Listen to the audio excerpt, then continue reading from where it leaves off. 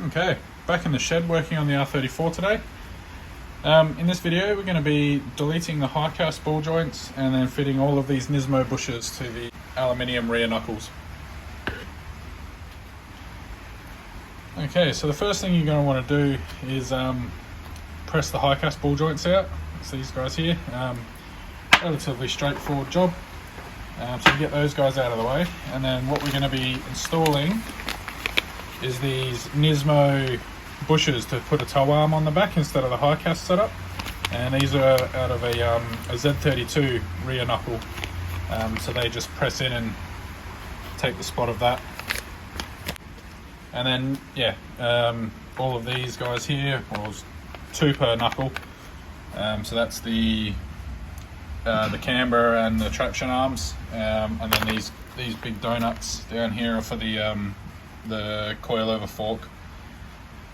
So I'll get to pressing all of these bushes out, and then I'll probably chuck it in the sandblasting cabinet and try and clean these up because they look really crap at the moment. So I'll get to that.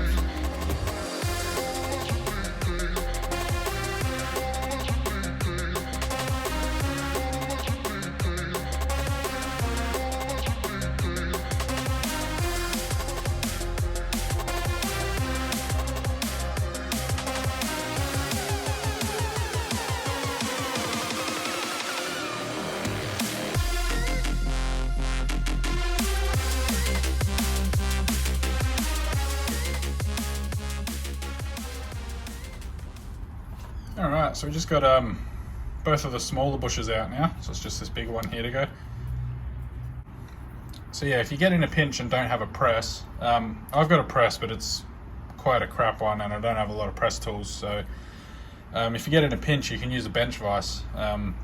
It's easier if you got an extra pair of hands to help line things up, but aim of the game is you want to try and get this guy out of that hole. So you want something slightly bigger than the bush that the bush can push into, and that will support this area here. So you want to put a tube or something, or if you got something laying around that'll work. So that'll go around that side, and then you want something that'll push on the outer casing of this bush. You don't want to push on the center bit. So in this instance, I got this socket fit nicely over there, and it just catches once it squashes that rubber down. It catches on that outer casing of that bush. So put that on socket or sleeve or something you've got that fits around the bush on that side. This on that side, then you squish the two together, and then that ends up pushing the bush out into this tube here.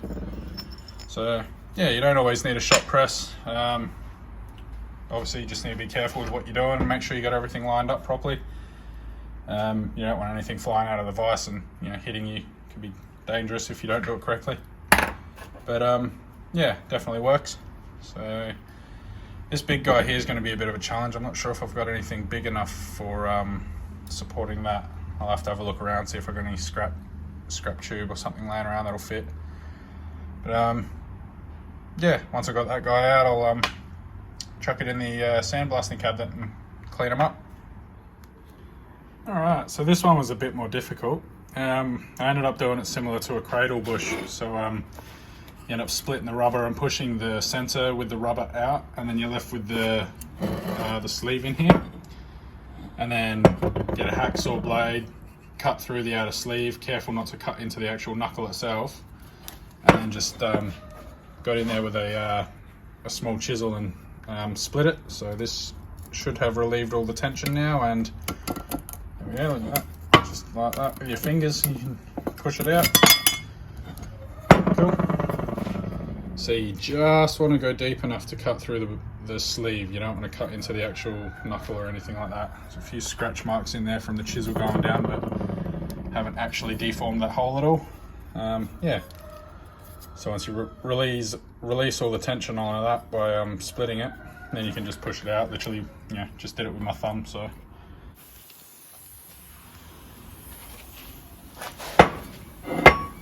There's a bit of a look at how the cleaning's going already. Bit of contrast there.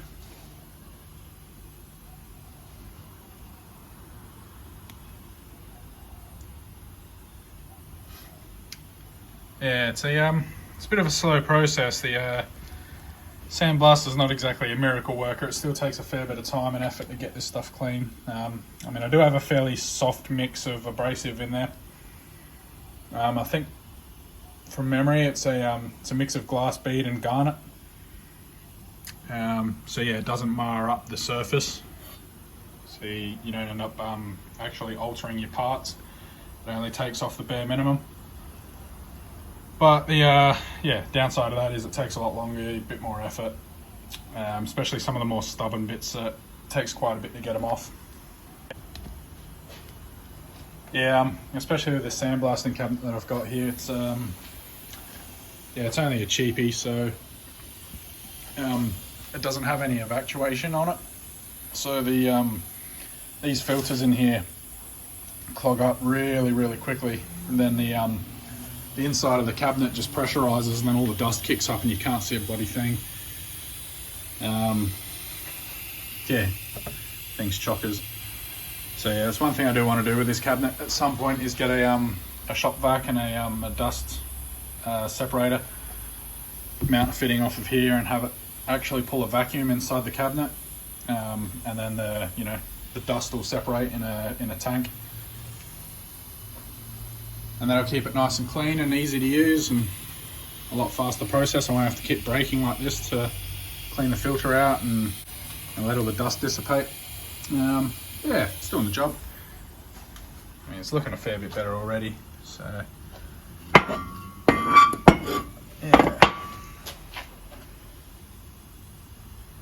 yeah, should be a good thing once it's done. So I'll get back to it, and probably another half hour I reckon on this one before it's all completely done. And then I'll get to try and put some of these bushes in. Alright, so that's that knuckle done. Yeah, got all the nice new bushes in. There's traction, camber, Hicas delete, and the shock bush. Looks a whole lot better than the old one as well. Years of grime and crap all over it. So, yeah, massive difference. One thing I did learn during this, using the Z32 bush for the Hicas delete, that's what I got off of, I can't remember where, it was off of an article online or something I was looking into. Anyway, yeah, it's not quite right. So these two rubber lips here are way too big to push through that hole, and then the outside diameter of this center section's also slightly too large by about 1 millimeter the whole way around. So I did manage to cut the flanges off and then push this one in. It was a hassle, but just for sheer curiosity, one of these guys here, which is the camber and traction arm bush. It's exactly the same diameter as that hole. So, yeah, can't see any reason why that wouldn't work. So, and the width of it is, not an issue.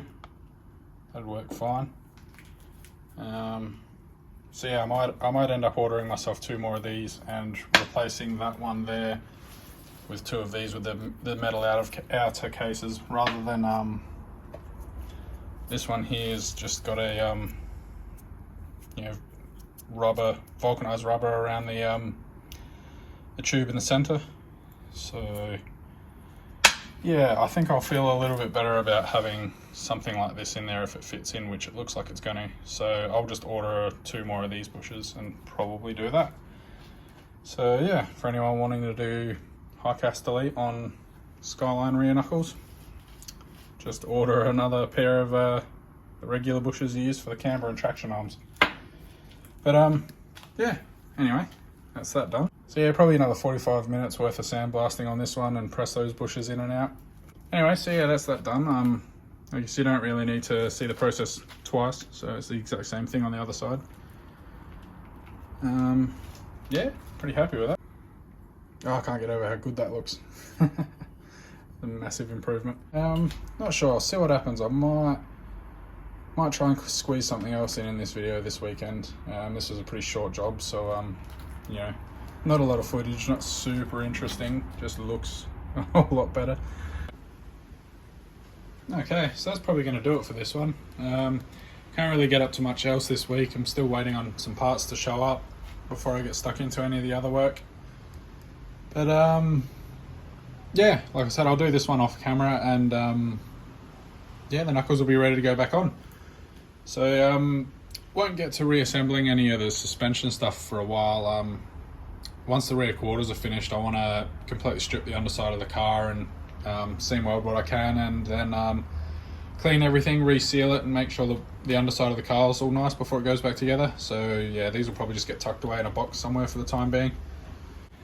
Yeah, we'll get to that stuff when the time comes. So yeah, for now, thanks for watching, and yeah, I'll catch you once I've got some more work to do.